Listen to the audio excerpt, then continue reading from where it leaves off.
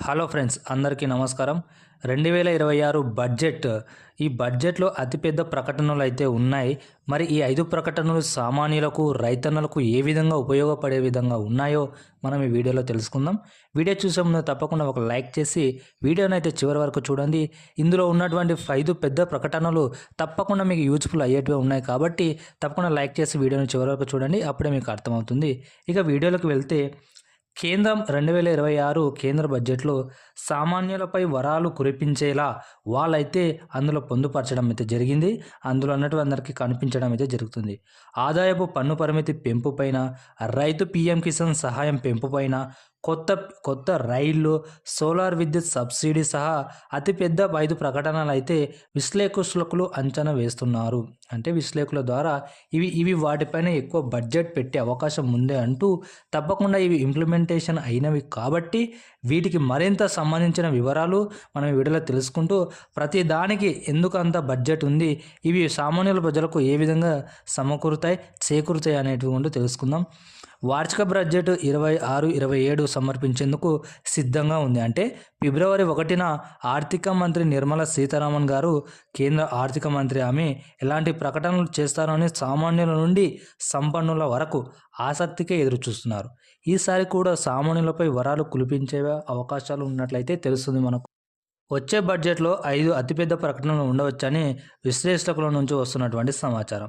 అవి ఏంటి అంటే ఆదాయపు పన్ను మినహాయింపు. అంటే మనం సంపాదించిన వాటిలో ట్యాక్స్ కట్టేదానిపైన ఆదాయపు పన్ను మినహాయింపు ఏ విధంగా ఉండబోతుంది. పీఎం కిసాన్ సహాయం పెంపు. ఇంతవరకు అయితే సంవత్సరానికి 6,000 4 నెలలకు ఒకసారి ఇచ్చేది కదండి. దాన్ని 9,000, 10,000, 8,000 అంటూ చాలా విధంగా వార్తలు వస్తున్నాయి. ఎంతవరకు పెంచుతారు అనేది అయితే బడ్జెట్లో కొంచెం క్లారిటీ వచ్చే అవకాశం ఉంది. ఇలాంటి విషయాలు మరి ఇవి ఉన్నాయి అందులో సంబంధించినటివి. మనం ఒకటొకటి చూసుకున్నట్లయితే మొదటగా ఆదాయపు పన్ను.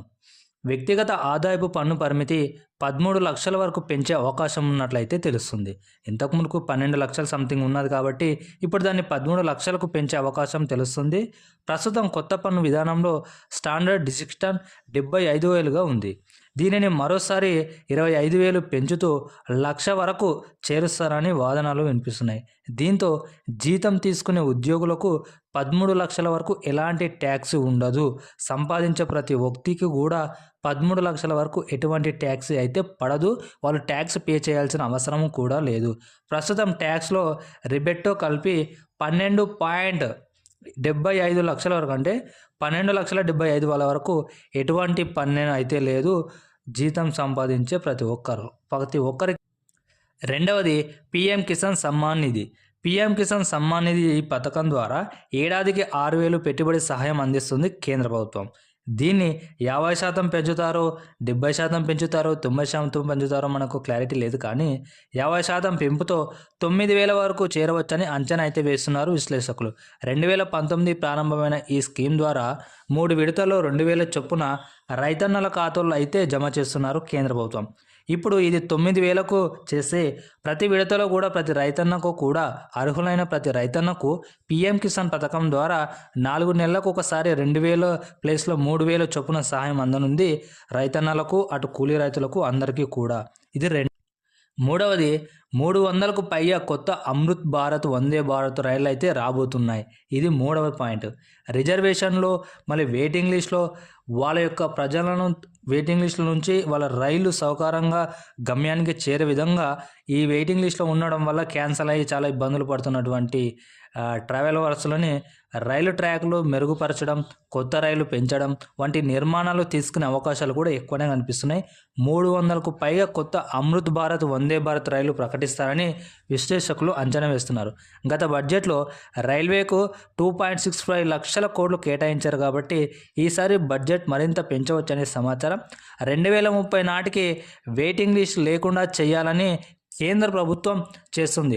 2047 100 సంవత్సరాలు పూర్తి చేసుకున్న భారతదేశాన్ని అభివృద్ధి చెందిన దేశంగా మార్చాలని కేంద్ర బీజేపీ పార్టీ అయితే యాచిస్తుంది. కాబట్టి ఇలాంటి డిఫరెంట్వి ప్రతి ఒక్కరూ చేకూరే విధంగా వాళ్ళైతే ప్రయత్నాలు చేస్తున్నారు. ఇది మూడవది.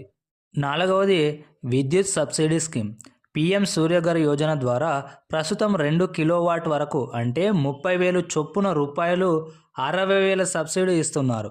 దీన్ని కిలోవాట్కు 40,000 వరకు పెంచాలని డిమాండ్ అయితే గట్టిగా వినిపిస్తుంది ప్రజల నుండి.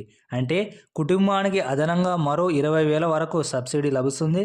2026 మార్చి నాటికి 40 లక్షల ఇల్లు, 2027 నాటికి 1,00,00,000 ఇళ్లకు సౌర విద్యుత్ పలకలను సమకూర్చాలని కేంద్రం ఒక లక్ష్యంగా పెట్టుకుంది. ఇప్పటికైతే 19.45 లక్షల సోలార్ ప్యానెల్ ఇన్స్టాల్మెంట్ అయితే చేసేసారు. 7.7 లక్షల ఇళ్లకు విద్యుత్ బిల్లు జీరో అయితే వస్తుంది. ఎందుకంటే వాళ్ళకు సోలార్ ప్యానెల్ అమర్చడం ద్వారా వాళ్ళకు కరెంట్ బిల్ అయితే జీరో వచ్చేస్తుంది. సో దీన్ని దేశం మొత్తం ఇంప్లిమెంట్ చేయాలని ఈ ఫిబ్రవరి 1 పెట్టే బడ్జెట్లో ఎక్కువ బడ్జెట్ పెట్టే అవకాశాలు ఉంది. దీని ద్వారా రైతులకు కొంచెం మేలు జరిగే అవకాశం ఉన్నట్లయితే తెలుస్తుంది. ఎందుకంటే సబ్సిడీ ఇవ్వడం. 5వది ఆయుష్మాన్ భారత్.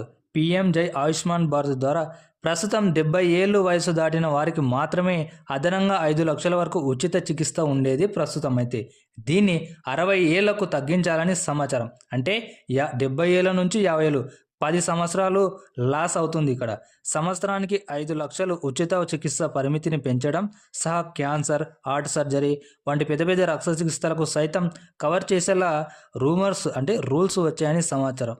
ప్రస్తుత దేశంలో 60 ఏళ్ళు దాటిన వారిలో 82% మందికి ఎలాంటి ఆరోగ్య బీమా లేదని గణాంకాలు చెప్తున్నారు. ఈ క్రమంలో ఆయుష్మాన్ భారత్ వయసును తగ్గించే అవకాశం ఉంది. కాబట్టి 70 ఏళ్ళ నుంచి 60 ఏళ్లకు తగ్గిస్తే చాలామంది బెనిఫిట్ అయితే పొందుతారు దీని ద్వారా.